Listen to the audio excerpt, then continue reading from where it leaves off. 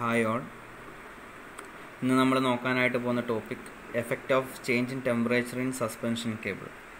Okay, അതായത് suspension കേബിളിൽ temperature change ഉണ്ടാക്കുന്ന effects.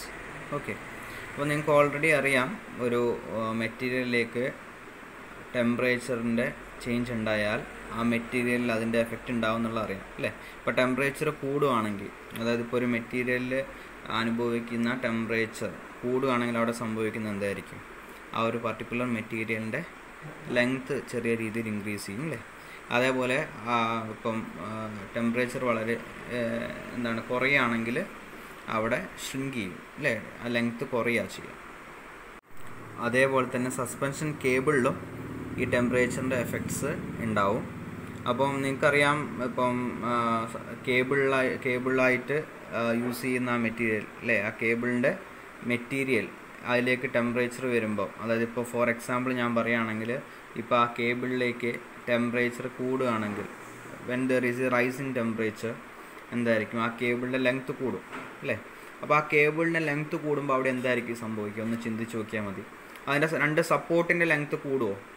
ആ ടെമ്പറേച്ചറിൻ്റെ ലെങ്ത്ത് കൂടുമ്പോൾ അല്ലെങ്കിൽ കുറയോ? അങ്ങനെ എന്തെങ്കിലും ഒരു ചേഞ്ച് ആ സപ്പോർട്ടിൽ വരുത്താൻ പറ്റുമോ? ഇല്ല അല്ലേ. അപ്പോൾ ലെങ്ത്ത് കൂടുമ്പോൾ ഒബ്വിയസ്ലി അവിടെ വരുന്ന ചേഞ്ച് എന്ന് പറയുന്നത് അവിടെ ഡിപ്പ് ഇൻക്രീസ് ചെയ്യുക. ഓക്കെ, ടെമ്പറേച്ചർ കൂടുമ്പോൾ അവിടെ ഡിപ്പ് ഇൻക്രീസ് ചെയ്യുക. ഓക്കെ, നമുക്കിപ്പോൾ ജസ്റ്റ് നോക്കാം. When the cable is subjected to a change of temperature there will be a change in length of the cable. Okay, temperature കൂടുമ്പോൾ ആ കേബിളിൻ്റെ ലെങ്ത്തിൽ ചേഞ്ച് ഉണ്ടാവും. The supporting towers cannot undergo any change of span, അതായത് സ്പാനിലൊരു ചേഞ്ചും വരുത്താൻ പറ്റില്ല അല്ലെങ്കിൽ വരില്ല. അതുകൊണ്ട് തന്നെ and hence there will be a change of dip in the cable. അതുകൊണ്ട് തന്നെ അവിടെ ഉണ്ടാകുന്ന ചേഞ്ച് എന്ന് പറയുന്നത് ഡിപ്പിലായിരിക്കും. ഓക്കെ, അതായത് ടെമ്പറേച്ചർ ഇപ്പോൾ ഇൻക്രീസ് ചെയ്യുകയാണെങ്കിൽ അവിടെ ഡിപ്പിൻ്റെ വാല്യൂ കൂടുക ചെയ്യുക. ഓക്കെ, ലെങ്ത്ത് കൂടുന്നുണ്ട്. ഓക്കെ, അതേപോലെ നേരെ തിരിച്ചുമായിരിക്കും. ഓക്കെ, അപ്പോൾ നമുക്ക് ആ ഇക്വേഷൻ ഒന്ന് ജസ്റ്റ് നോക്കാം. ഇക്വേഷൻ നിങ്ങൾ ബൈ ഹാർട്ട് ചെയ്താൽ മതി.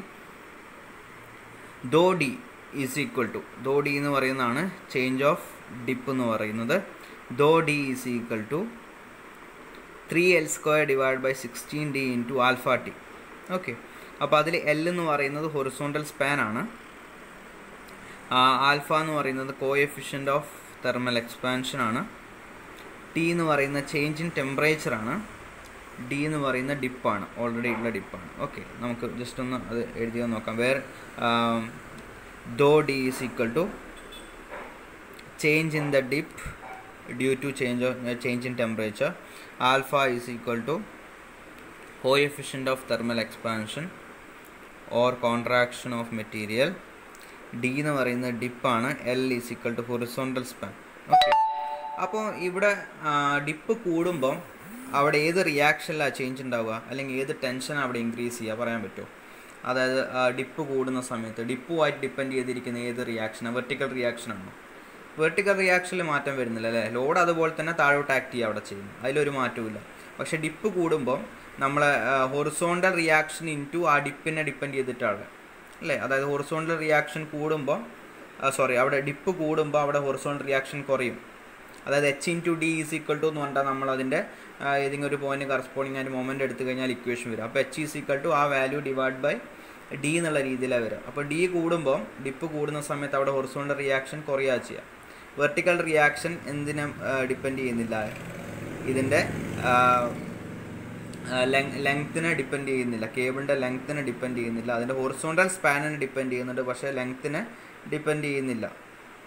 ഓക്കെ, ഇപ്പോൾ ഹൊറിസോണ്ടൽ റിയാക്ഷൻ ആണെങ്കിൽ അതിൽ ഡിപ്പ് കൂടുമ്പോൾ അതിൻ്റെ മാക്സിമം ഡിപ്പ് വാല്യൂ ആയിട്ട് ഹൊറിസോണ്ടൽ റിയാക്ഷൻ, അല്ലെങ്കിൽ ഡിപ്പ് വാല്യൂ ആയിട്ട് ഹൊറിസോണ്ടൽ റിയാക്ഷന് റിലേഷൻ ഉണ്ട്. അതുകൊണ്ട് ഹൊറിസോണ്ടൽ റിയാക്ഷനിൽ അവിടെ ചേഞ്ച് ഉണ്ടാവും. ഓക്കെ, അപ്പോൾ നമുക്ക് ആ ചേഞ്ച് ഇൻ ഹൊറിസോണ്ടൽ റിയാക്ഷൻ അല്ലെങ്കിൽ ഹൊറിസോണ്ടൽ ടെൻഷൻ എന്താണെന്നുള്ളത് നോക്കാം. അതിൻ്റെ ഇക്വേഷൻ ഡോ H is equal to -3L² into alpha T divided by 16D² into H.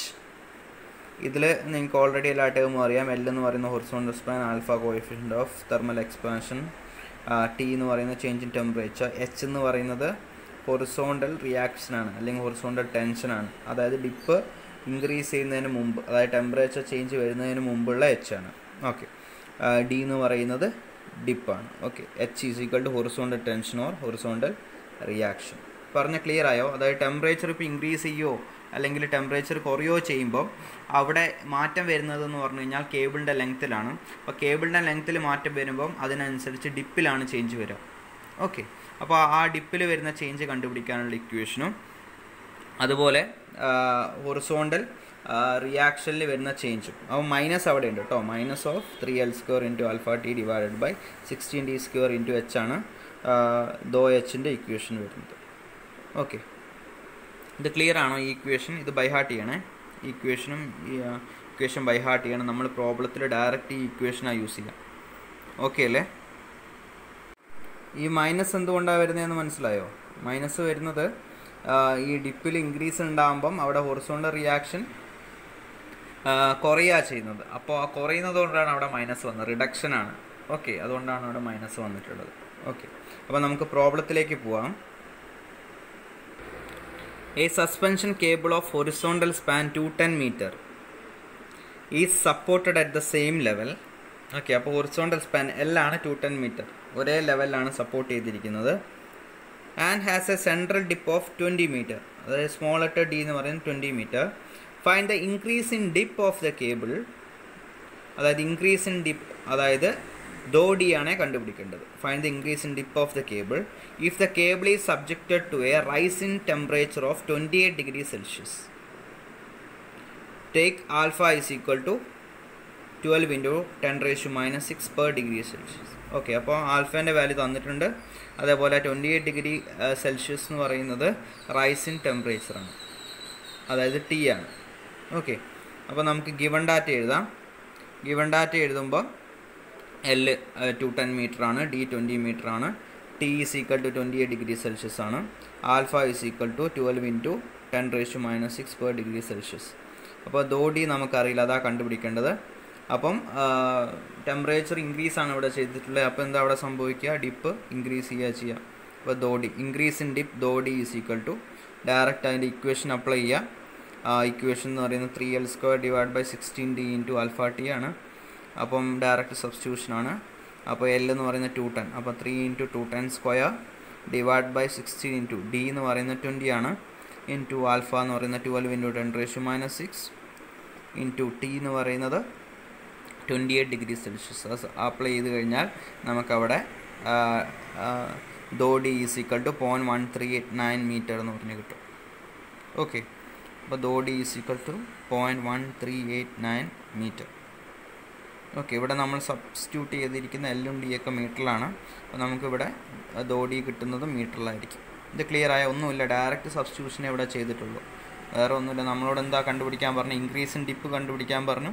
അപ്പോൾ ആ ഡിപ്പിൻ്റെ ചേഞ്ചിൻ്റെ ഇക്വേഷൻ എഴുതി അതിൽ വേണ്ട കാര്യങ്ങൾ സബ്സ്റ്റിറ്റ്യൂട്ട് ചെയ്ത് കൊടുത്തു, വേറെ ഒന്നുമില്ല, സിമ്പിളാണ്. ആ ഇക്വേഷൻ ഓർത്തിരിക്കുക എന്നുള്ളതാണ്. ഓക്കെ, നെക്സ്റ്റ് ക്വസ്റ്റ്യനിൽ പോവാം. Second question. A cable supported at the same level on either end is of 140 metre horizontal span. ഒരേ ലെവലിലാണ് കേബിൾ സപ്പോർട്ട് ചെയ്തിരിക്കുന്നത്. അതിൻ്റെ ഹൊറിസോണ്ടൽ സ്പാൻ L എന്ന് പറയുന്നത് 140 മീറ്റർ ആണ്. With a central dip of 14 metre, അപ്പോൾ സ്മോൾ ലെറ്റർ D 14 മീറ്റർ ആണ്.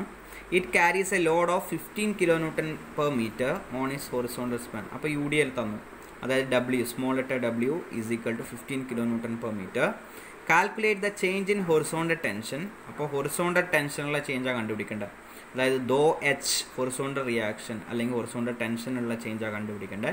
അപ്പോൾ ദോ H when temperature rises 28 degree Celsius. അപ്പോൾ 28 ഡിഗ്രി ഇൻക്രീസ് ചെയ്യുമ്പോൾ അവിടെ ഉണ്ടായിട്ടുള്ള ഹൊറിസോണ്ടൽ റിയാക്ഷൻ്റെ ചേഞ്ച് അല്ലെങ്കിൽ ഹൊറിസോണ്ടൽ ടെൻഷൻ്റെ ചേഞ്ചാണ് കണ്ടുപിടിക്കേണ്ടത്. Okay, coefficient of linear expansion of cable material alpha is equal to 4 into 10⁻⁻6 per degree Celsius. Okay, നമുക്ക് ഗിവൺ ഡാറ്റ എഴുതാം. L is equal to 140 metre, D is equal to 14 metre, small letter W is equal to 15 kN/m, T is equal to 28 degree Celsius, alpha is equal to 4 into 10⁻⁻6 per degree Celsius. നമുക്കിവിടെ കണ്ടുപിടിക്കേണ്ടത് ദോ H ആണ്. Okay, അപ്പോൾ ദോ H കണ്ടുപിടിക്കുമ്പോൾ അതിൻ്റെ equation എന്തായിരുന്നു? Doh H is equal to -3L² alpha T into H divide by 16D² എന്നുള്ളതാണ് അല്ലേ. അപ്പോൾ ഇതിൽ സബ്സ്റ്റിറ്റ്യൂട്ട് ചെയ്യാൻ വേണ്ട ആവശ്യമായിട്ടുള്ള L നമുക്ക് ക്വസ്റ്റ്യൻ തന്നിട്ടുണ്ട്, ആൽഫ തന്നിട്ടുണ്ട്, T തന്നിട്ടുണ്ട്, ഡി തന്നിട്ടുണ്ട്. ഇനി തരാത്തത് എച്ച് മാത്രമേ ഉള്ളൂ അല്ലേ. എച്ച് നമുക്ക് എങ്ങനെ ചെയ്യാം, കണ്ടുപിടിക്കാം. നമ്മൾ ഓൾറെഡി പഠിച്ചതാണ്. ഒരേ ലെവലിൽ സപ്പോർട്ട് ചെയ്യുന്ന കേബിളാണ് ഇവിടെ അല്ലേ. അപ്പോൾ അതിൻ്റെ ഹൊറിസോണ്ടൽ റിയാക്ഷൻ കണ്ടുപിടിക്കാൻ നമുക്ക് ഡയറക്റ്റ് ഇക്വേഷൻ യൂസ് ചെയ്യാം. എന്താ ഇക്വേഷൻ? H = WL²/8D.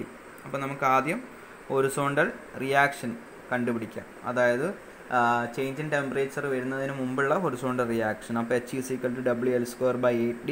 അപ്പോൾ നമുക്ക് എല്ലാ കാര്യങ്ങളും തന്നിട്ടുണ്ട്. അപ്പോൾ 15 × 140² / 8 × 14 ചെയ്ത് കഴിഞ്ഞാൽ 2625 kN കിട്ടും. ഇതാണ് ഹൊറിസോണ്ടൽ റിയാക്ഷൻ. ഇനി ചേഞ്ച് ഇൻ ഹൊറിസോണ്ടൽ റിയാക്ഷൻ അല്ലെങ്കിൽ ഹൊറിസോണ്ടൽ ടെൻഷൻ എന്ന് പറഞ്ഞു കഴിഞ്ഞാൽ ∂H ആണ്. അപ്പോൾ ∂Hൻ്റെ equation ∂H = -3L² α T / 16D² × H.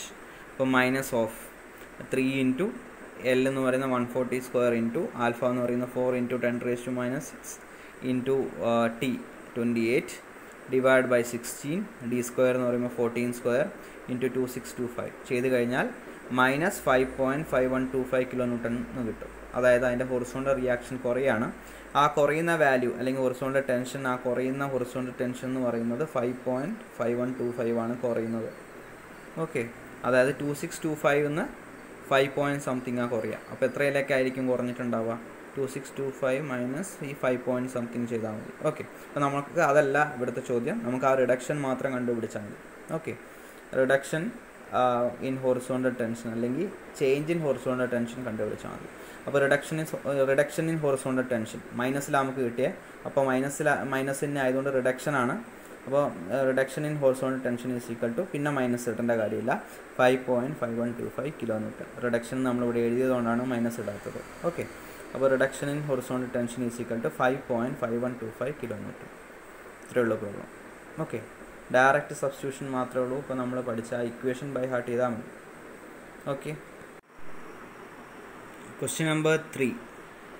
A cable of span 80 meter and dip 6 meter is subjected to a rise in temperature of 20 degrees Celsius. അപ്പം L 80 meter ആണ്, dip D 6 meter ആണ്, T എന്ന് പറയുന്നത് 20 degrees Celsius ആണ്. Okay, if the coefficient of thermal expansion of cable material is 12 × 10⁻⁻6 per degree Celsius, അതായത് alpha 12 × 10⁻⁻6 per degree Celsius ആണ്. Determine the increase in dip of the cable. അപ്പം എന്താ കണ്ടുപിടിക്കേണ്ടത്? ∂D അല്ലേ. Determine the increase in dip of the cable. അതായത് temperature കൂടുകയാണ്, അപ്പം dip കൂടുമായിരിക്കും. അപ്പം ∂D ആണ് ഇവിടെ കണ്ടുപിടിക്കേണ്ടത്. ഓക്കെ, പിന്നെ what are the changes in reactions and maximum tension if the cable carries a load of 15 kN/m. Changes in reactions. അപ്പോൾ റിയാക്ഷൻസിൽ change വരും. ഇപ്പം പറഞ്ഞു എന്താണ്, ഈ ലെങ്ത്ത് കൂടുമ്പം വെർട്ടിക്കൽ റിയാക്ഷൻസിൽ ചേഞ്ച് ഒന്നും വരുന്നില്ലല്ലോ അല്ലേ. ആ ലോഡ് തന്നെ താഴോട്ട് ആക്ട് ചെയ്യുന്നു, അതിനെ ഒപ്പോസ് ചെയ്തുകൊണ്ട് തന്നെയാണ് വെർട്ടിക്കൽ റിയാക്ഷൻസ് ഉള്ളത് അല്ലേ. വെർട്ടിക്കൽ ലോഡിനെ ഒപ്പോസ് ചെയ്തുകൊണ്ട്. അപ്പോൾ വെർട്ടിക്കൽ ലോഡിൽ കാര്യമായിട്ട് ചേഞ്ച് ഒന്നും വരുന്നില്ല, കാര്യമായിട്ടൊന്നല്ല ചേഞ്ച് വരുന്നില്ല. ഓക്കെ, പക്ഷേ ഹൊറിസോണ്ടൽ റിയാക്ഷൻ അവിടെ ചേഞ്ച് വരും, ഡിപ്പ് ഇൻക്രീസ് ചെയ്യും അല്ലേ. ടെമ്പറേച്ചർ കൂടുമ്പോൾ ആ കേബിളിൻ്റെ ലെങ്ത്ത് കൂടുമ്പോൾ ഡിപ്പ് ഇൻക്രീസ് ചെയ്യും. അപ്പോൾ അവിടെ ഹൊറിസോണ്ടൽ റിയാക്ഷനിൽ ചേഞ്ച് വരും, അല്ലെങ്കിൽ ഹൊറിസോണ്ടൽ ടെൻഷനിൽ ചേഞ്ച് വരും. അപ്പം ചേഞ്ചസ് ഇൻ റിയാക്ഷൻസ് എന്ന് പറയുമ്പം അവിടെ ചേഞ്ച് വരുന്നത് ഏതിലാണ്? ഹൊറിസോണ്ടൽ റിയാക്ഷനിൽ ചേഞ്ച് വരുന്നുണ്ട്. ഓക്കെ, വെർട്ടിക്കൽ റിയാക്ഷനിൽ ചേഞ്ച് ഒന്നും വരുന്നില്ല. അപ്പോൾ അത് മെൻഷൻ ചെയ്യണം ഇവിടെ. Okay, and maximum tension. അപ്പോൾ ചേഞ്ച് ഇൻ മാക്സിമം ടെൻഷനും കൂടി കണ്ടുപിടിക്കണം. Changes in reactions and maximum tension. Maximum tension എന്ന് പറഞ്ഞു കഴിഞ്ഞാൽ Tmax. അപ്പോൾ ടെമ്പറേച്ചർ കൂടുന്നതിന് മുമ്പുള്ള മാക്സിമം ടെൻഷനും കണ്ടുപിടിക്കണം. ഓക്കെ, പിന്നെ ടെമ്പറേച്ചർ കൂടിയതിന് ശേഷമുള്ള മാക്സിമം ടെൻഷനും കണ്ടുപിടിക്കണം. അത് തമ്മിലുള്ള ഡിഫറൻസ്, അതാണ് ചേഞ്ച് ഇൻ മാക്സിമം ടെൻഷൻ. അപ്പോൾ ചേഞ്ചസ് ഇൻ റിയാക്ഷൻ എന്ന് പറയുമ്പം ഹൊറിസോണ്ടൽ റിയാക്ഷൻ്റെ ചേഞ്ച്, അതായത് ∂H ഉണ്ടാവും. പിന്നെ നമുക്ക് കണ്ടുപിടിക്കാനുള്ള ∂D കണ്ടുപിടിക്കണം. പിന്നെ കണ്ടുപിടിക്കേണ്ട ടെൻഷനിലുള്ള ചേഞ്ച്. ഈ 3 കാര്യങ്ങളാണ് ഈ ക്വസ്റ്റ്യനിൽ കണ്ടുപിടിക്കാനുള്ളത്. ഓക്കെ, ഇത് ക്ലിയർ ആയോ ക്വസ്റ്റ്യൻ പറഞ്ഞിരിക്കുന്നത്? അപ്പം വേറൊരു കാര്യം തന്ന last, it carries a load of 15 kN/m അല്ലേ. അപ്പോൾ സ്മോൾ ലെറ്റർ W ആണ് 15 kN/m. ഓക്കെ, അപ്പം ഗിവൺ ഡാറ്റ നമുക്ക് എഴുതാം. L = 80 meter W is equal to 15 kilonewton per meter, dip D is equal to 6 meter, T is equal to 20 degrees Celsius, alpha is equal to 12 into 10 raised to minus 6 per degree Celsius, dou D is equal to നമ്മൾ കണ്ടുപിടിക്കണം, dou H is equal to കണ്ടുപിടിക്കണം, changes in maximum ടെൻഷനും കണ്ടുപിടിക്കണം. 3 കാര്യങ്ങൾ നമ്മൾ കണ്ടുപിടിക്കേണ്ടതായിട്ടുണ്ട്. Okay, അപ്പോൾ നമുക്കിത് വെച്ചിട്ട് വേണമെങ്കിൽ ഒരു ഫിഗർ ജസ്റ്റ് റഫായിട്ട് വരയ്ക്കാം.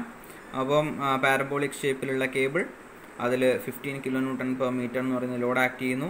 80 മീറ്ററിൻ്റെ horizontal span, VA HA TA A എന്ന് പറയുന്ന സപ്പോർട്ടിൽ, B എന്ന് പറയുന്ന സപ്പോർട്ടിൽ VB HB TB, dip 6 metre maximum dip. Okay, അപ്പോൾ ഫിഗർ ജസ്റ്റ് റഫായിട്ട് വരച്ചു. ഇനി നമുക്ക് പ്രോബ്ലത്തിലേക്ക് പ്രോബ്ലത്തിൻ്റെ സൊല്യൂഷനിലേക്ക് നമുക്ക് പോവാം. അപ്പോൾ ആദ്യം നമുക്ക് increase in dip of the cable കണ്ടുപിടിക്കാം, dou D.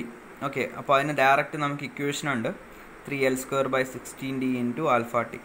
അപ്പം dou D is equal to 3 into L² എന്ന് പറയുമ്പോൾ 80² ഇൻറ്റു ആൽഫ എന്ന് പറയുമ്പോൾ 12 into 10 raised to minus 6, T എന്ന് പറയുന്നത് 20 divide by 16 into D, 16 into 6 ചെയ്ത് കഴിഞ്ഞാൽ dou D is equal to 0.048 metre എന്ന് പറഞ്ഞ് കിട്ടും. അപ്പോൾ ഫസ്റ്റ് കണ്ടുപിടിക്കാൻ പറഞ്ഞ കാര്യം നമ്മളിപ്പോൾ ഇവിടെ കണ്ടുപിടിച്ചു അല്ലേ. Increase in dip of the cable is equal to 0.048 metre. അടുത്ത നമുക്ക് കണ്ടുപിടിക്കാൻ changes in reactions. Step 2 changes in reactions. അപ്പം ഞാൻ നേരത്തെ പറഞ്ഞു വെർട്ടിക്കൽ റിയാക്ഷനിൽ ചേഞ്ച് ഒന്നും ഇല്ല എന്നുള്ളത് അല്ലേ. കാരണം ടെമ്പറേച്ചർ കൂടുമ്പോൾ വെർട്ടിക്കൽ റിയാക്ഷനിൽ അതിൻ്റെ എഫക്റ്റുകളൊന്നും വരുന്നില്ല. അപ്പോൾ അതുകൊണ്ട് അതിൽ ചേഞ്ച് ഒന്നും വരുന്നില്ല. അപ്പോൾ ഞാനത് ജസ്റ്റ് ആ സെൻറ്റൻസ് ആയിട്ട് എഴുതുകയാണ്.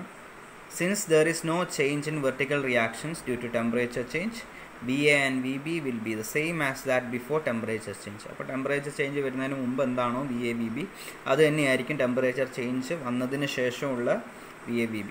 ഓക്കെ, ഇനി അടുത്തത് ഹൊറിസോണ്ടൽ റിയാക്ഷനിൽ ചേഞ്ച് ഉണ്ടാവും അല്ലേ. അപ്പോൾ ചേഞ്ചസ് ഇൻ റിയാക്ഷൻസിൽ ചേഞ്ച് ഇൻ ഹൊറിസോണ്ടൽ റിയാക്ഷൻ നമുക്ക് കണ്ടുപിടിക്കാം. Change in horizontal reaction direct നമുക്ക് ഇക്വേഷൻ ഉണ്ട്, dou H is equal to -3L² into alpha T into H divided by 16D². അപ്പോൾ അതിൽ ഡയറക്റ്റ് വാല്യൂസ് ഒക്കെ സബ്സ്റ്റിറ്റ്യൂട്ട് ചെയ്യാം. അപ്പം dou H is equal to -3 into 80² into 12 into 10 raised to minus 6 into 20 divide by 16 into 6². അതിൽ H എന്ന് പറയുന്ന term നമുക്കറിയില്ല. അപ്പോൾ H നമുക്ക് കണ്ടുപിടിക്കാം. H കണ്ടുപിടിക്കാൻ ആവശ്യമായിട്ടുള്ള എല്ലാ ടേമും നമുക്ക് തന്നിട്ടുണ്ട്. അപ്പോൾ H is equal to WL² divide by 8D ആണ് അല്ലേ. അപ്പോൾ ആ ഇക്വേഷനിൽ സബ്സ്റ്റിറ്റ്യൂട്ട് ചെയ്യുക. 15 ഇൻറ്റു 80² ഡിവൈഡ് ബൈ 8 ഇൻറ്റു 6 ചെയ്ത് കഴിഞ്ഞാൽ H 2000 കിട്ടും.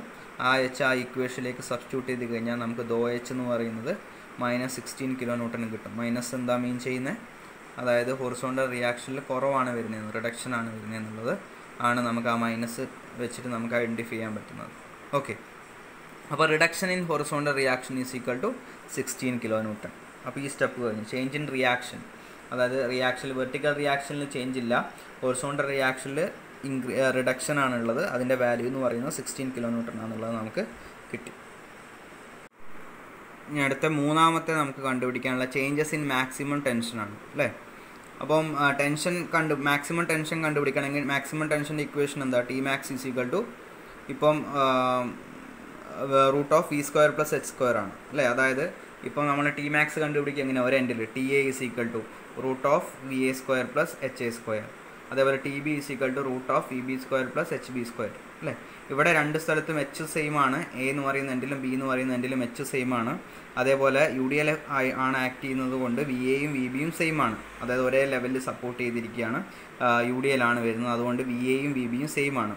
അതുകൊണ്ട് തന്നെ നമുക്ക് Tmaxൻ്റെ ഇക്വേഷൻ √(V² + H² എന്ന് എഴുതാം. അതായത് ലെഫ്റ്റ് സൈഡിൽ നിന്ന് എടുത്താലും റൈറ്റ് സൈഡിൽ നിന്ന് എടുത്താലും സെയിം തന്നെയാണ്. VAൻ്റെയും Vൻ്റെ വാല്യൂ, വെർട്ടിക്കൽ റിയാക്ഷൻസിൻ്റെ വാല്യൂ രണ്ട് സൈഡിലും സെയിം ആണ്. ഹൊറിസോണ്ടൽ റിയാക്ഷൻ്റെ വാല്യൂ രണ്ട് സൈഡിലും സെയിം ആണ്, നമുക്കറിയാവുന്നതാണ്. ഓക്കെ, ഇപ്പം ഞാൻ ജസ്റ്റ് ഇവിടെ എഴുതി here VA is equal to VB is equal to V. Before temperature change എത്രയാണ് Tmax നോക്കാം. നമ്മളോട് കണ്ടുപിടിക്കാൻ പറഞ്ഞിട്ടുള്ളത് ചേഞ്ച് ഇൻ മാക്സിമം ടെൻഷനാണ് അല്ലേ. മാക്സിമം ടെൻഷനിൽ വരുന്ന ചേഞ്ച് എത്രയാണെന്നുള്ളത്. അപ്പോൾ ടെമ്പറേച്ചർ ചേഞ്ചിന് മുന്നേ എത്രയാണ് Tmax എന്നുള്ളത് കണ്ടുപിടിക്കാം. That is equal to √(V² + H². V എന്ന് പറയുന്നത് WL/2 ആണ്. അപ്പോൾ 15 ഇൻറ്റു 80 ഡിവൈഡ് ബൈ 2 ചെയ്ത് കഴിഞ്ഞാൽ 600 kilonewton കിട്ടും.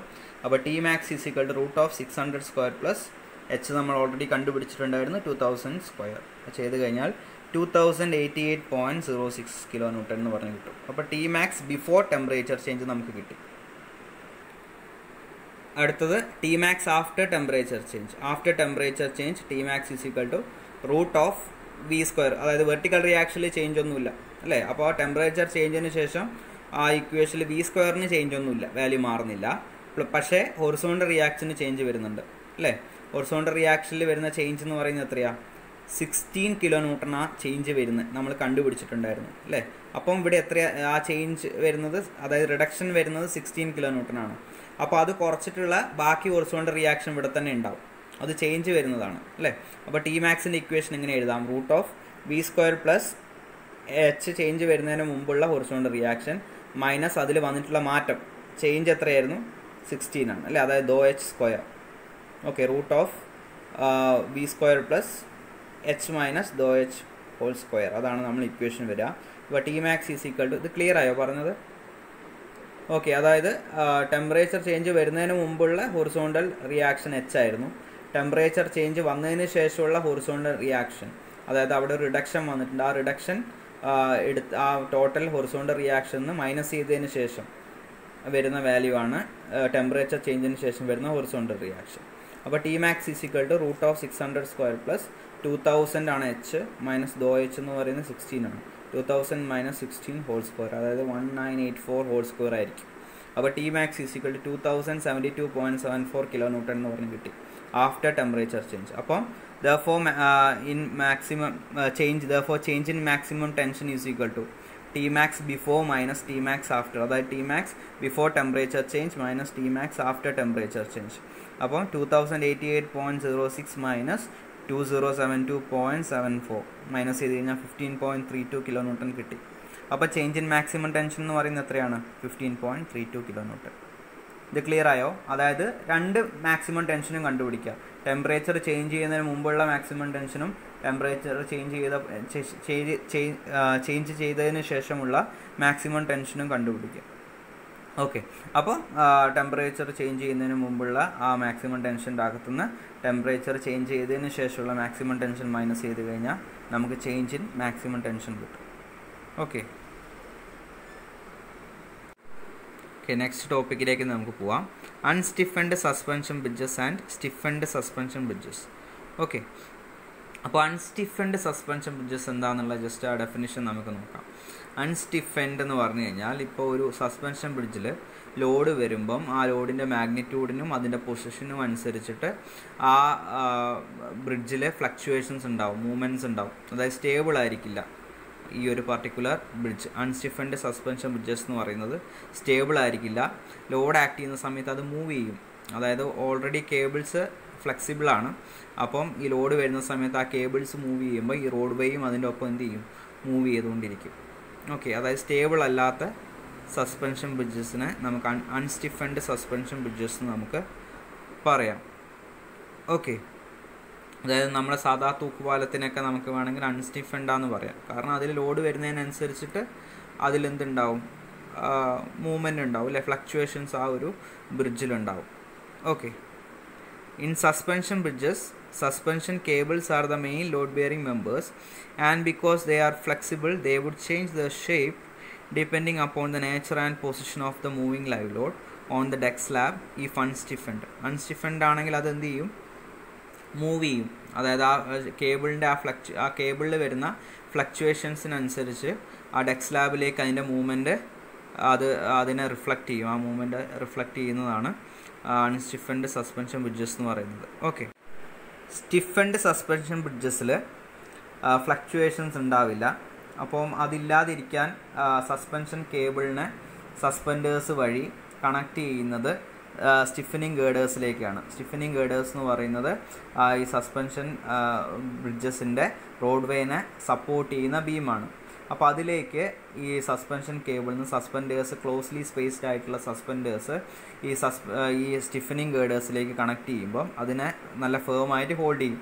അതിൻ്റെ മേലെയാണ് റോഡ് വേ വരുന്നത്. അപ്പോൾ റോഡ് വേ വരുമ്പോൾ അതിൻ്റെ അകത്തേക്ക് ഫ്ലക്ച്വേഷൻസ് വരാതിരിക്കും. Okay, in suspension bridges stiffening girders are suspended from the cable through closely spaced hangers or suspenders, one on each side of the width of the bridges. Okay, രണ്ട് സൈഡിലും അതായത് ഇപ്പം ഒരു ബ്രിഡ്ജിൻ്റെ 2 സൈഡിലും സസ്പെൻഷൻ കേബിൾ ഉണ്ടാവും. ആ 2 സൈഡിലുള്ള സസ്പെൻഷൻ കേബിൾസ് സസ്പെൻഡേഴ്സ് മുഖേന ഇതിലേക്ക് ഈ സ്റ്റിഫനിങ് ഗേഡേഴ്സിലേക്ക് കണക്റ്റഡ് ആയിരിക്കും. ആ സ്റ്റിഫനിങ് ഗേഡേഴ്സിൻ്റെ മേലെയാണ് നമ്മൾ റോഡ് വേ വരുന്നത്. ഓക്കെ, ഇനി ആ സ്റ്റിഫനിങ് ഗേഡേഴ്സിൻ്റെ ഫങ്ഷൻസ് എന്തൊക്കെയാണെന്ന് നോക്കാം. അതായത് ഇതിനെങ്ങനെ അറസ്റ്റ് ചെയ്യുന്നു, അല്ലെങ്കിൽ ഇതിൻ്റെ ഫങ്ഷൻസ് എന്താണെന്നുള്ളത് നമുക്ക് നോക്കാം. And they serve the following functions. അതായത് സ്റ്റിഫനിങ് ഗേഡേഴ്സിൻ്റെ ഫങ്ഷൻസ് ആണ് ജസ്റ്റ് പറയുന്നത്. First one, stiffening girders enable the suspension bridge decks to remain fairly level. ഈ ബ്രിഡ്ജ് ഡെക്കിനെ ലെവലായിട്ട് നിർത്തും സ്റ്റിഫനിങ് ഗേഡേഴ്സ്. ഓക്കെ, മുന്നേ ഞാൻ പറഞ്ഞു അൺസ്റ്റിഫൻഡിലാണെങ്കിൽ ഫ്ലക്ച്വേഷൻസ് ഉണ്ടാവും. ഇതിൽ ഫ്ലക്ച്വേഷൻസ് ഇല്ലാതെ സ്റ്റിഫനിങ് ഗേഡേഴ്സ് എന്ത് ചെയ്യും, സ്റ്റിഫൻഡ് സസ്പെൻഷൻ ബ്രിഡ്ജസിനെ നിലനിർത്തും. ഓക്കെ, അതായത് ആ റോഡ് വേ ലെവലായിട്ട് നിലനിർത്തും. രണ്ടാമത്തത്, what ever B the live load on the deck slab, the stiffening girders will convert and transmit the load of the deck slab as uniformly distributed load and thereby help the cable to retain the parabolic shape during the passage of the loads. Okay, ഇതിൽ എന്ത് ചെയ്യും, stiffening girders ഈ bridge ഡെക്കിലേക്ക് വരുന്ന ലോഡിനെ live ലോഡായിട്ട് suspension കേബിളിലേക്ക് transfer ചെയ്യും. U D L ആയിട്ട് suspension കേബിളിലേക്ക് transfer ചെയ്യും. U D L ആയിട്ട് ട്രാൻസ്ഫർ ചെയ്യുന്നത് കൊണ്ട് തന്നെ ആ പാരബോളിക് ഷേപ്പ് മെയിൻറ്റെയിൻ ചെയ്യുന്നത് സഹായിക്കും. ആ പാരബോളിക് ഷേപ്പ് മെയിൻറ്റെയിൻ ചെയ്യുന്നതിന് ഈ സ്റ്റിഫനിങ് ഗേഡേഴ്സ് സഹായിക്കും. ഓക്കെ, മൂന്നാമത്തത്, the dead load of the girders which is a U D L is directly transmitted to the cables and is taken up entirely by the tension in the cables. ഈ ഗേഡറിന് അതിൻ്റെ own weight ഉണ്ടാവും. ആ on weight കേബിൾസിലേക്ക് directly transmit ചെയ്യുന്നതാണ്. അപ്പം ആ weight suspension cables ആണ് എടുക്കുന്നത്. Okay, fourth point, thus the UDL will not cause any shear force or bending moment in the stiffening girder. അപ്പോൾ അതിൻ്റെ ഓൺ വെയ്റ്റ് ഈ സ്റ്റിഫനിങ് ഗേഡറിൽ ഷിയർ ഫോഴ്സോ ബെൻഡിങ് മൊമെൻറ്റോ ഒന്നും കൊണ്ടുവരുന്നില്ല. ഓക്കെ, അടുത്തത് fifth one, the stiffening girders will have to resist the shear force and bending moment due to the live loads. അതായത് ഇപ്പോൾ എക്സ്ട്രാ റോഡ് വേയിലേക്ക് അല്ലെങ്കിൽ ഡെക്ക് സ്ലാബിലേക്ക് വരുന്ന വെയ്റ്റ് മുഖേന, അതായത് ഇപ്പം വെഹിക്കിൾ മൂവ് ചെയ്യുമ്പോൾ ലോഡ് വരും. ആ ലോഡ് മുഖേന സ്റ്റിഫനിങ് ഗേഡറിൽ, അതായത് ലൈവ് ലോഡ് മുഖേന, എക്സ്ട്രാ വരുന്ന ഓൺ വെയ്റ്റ് അല്ല, ലൈവ് ലോഡ് മുഖേന ബെൻഡിങ് മൊമെൻറ്റും ഷിയർ ഫോഴ്സും സ്റ്റിഫനിങ് ഗേഡേഴ്സിലേക്ക് വരും. ഓക്കെ, അപ്പോൾ ജസ്റ്റ് ആ സ്റ്റിഫനിങ് ഗേഡർ എന്തിനാന്നുള്ളതും ആ സ്റ്റിഫനിങ് ഗേഡർ എന്താ ചെയ്യുന്നതെന്നുള്ളതും അപ്പോൾ അതിൻ്റെ വെയ്റ്റും കാര്യങ്ങളൊക്കെ എങ്ങനെയാണ് ഡിസ്ട്രിബ്യൂട്ടായി പോകുന്നതെന്നുള്ളതൊക്കെ ഏകദേശം ഒരു ഐഡിയ ഇല്ല. ജസ്റ്റ് ആ പോയിൻറ്റ്സ് ഓർത്ത് വെച്ചാൽ മതി. ചോദിക്കുന്നുണ്ടെങ്കിൽ ജസ്റ്റ് തിയറി ആയിട്ട് ചോദിക്കുള്ളൂ, വേറെ കൂടുതലായിട്ടൊന്നും ചോദിക്കില്ല. ഈ പറഞ്ഞിരിക്കുന്ന പോയിൻറ്റ്സ് തന്നെ എഴുതിയാൽ മതി. ഓക്കെ, അപ്പോൾ ഇത് ക്ലിയർ ആയെന്ന് വിശ്വസിക്കുന്നു. Okay, then thank you.